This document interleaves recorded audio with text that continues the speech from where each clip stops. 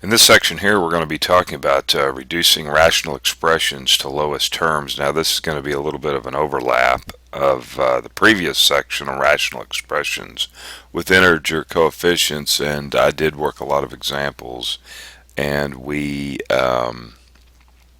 simplified the rational expression down, and that's pretty much what we're going to do here. So let's just go through, and if you haven't seen this, we're going to refresh your memory from the previous section.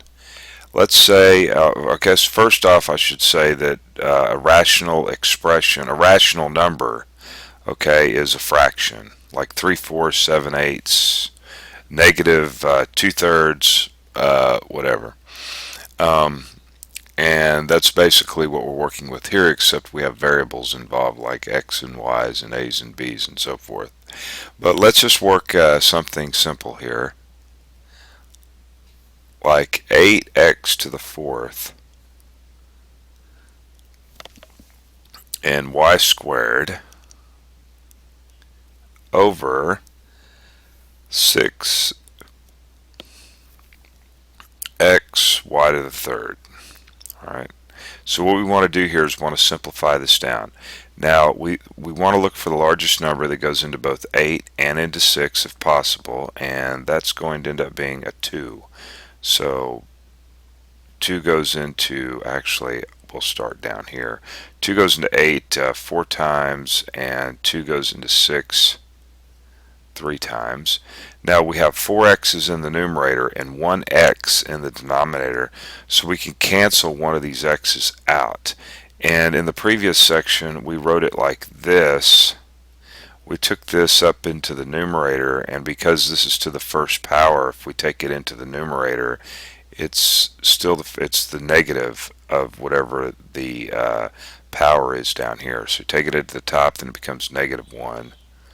And then we'll go ahead and do that with this y squared here. Take this into the numerator, and it becomes y to the negative third. Now the reason we do that is so we can go ahead and add their powers together, since these bases are the same. So this is 4 minus 1 is a 3, and 2 minus 3 is a negative 1. Now we don't ever want to write our answer with negative exponents, and so because this is y to the negative 1, we can take that down into the denominator. 4x to the third over 3y, and of course I don't write a 1 here. I just assumed to be a 1 here. Okay, so this is kind of what we did in the previous section. Well, it's not really kind of, it's what we did do in the previous section.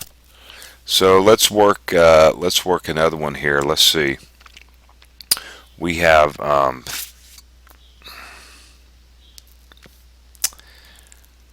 3x cubed plus an x squared y, and that's all over x squared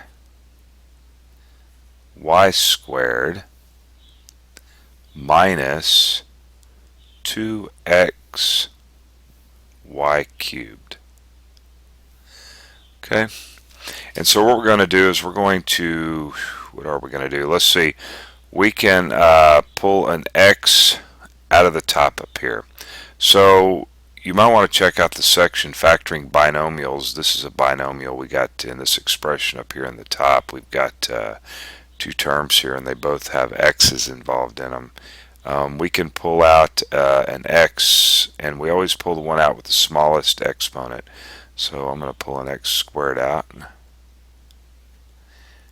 3, and if I pull 2 of those out, we're only left with 1 there, plus y.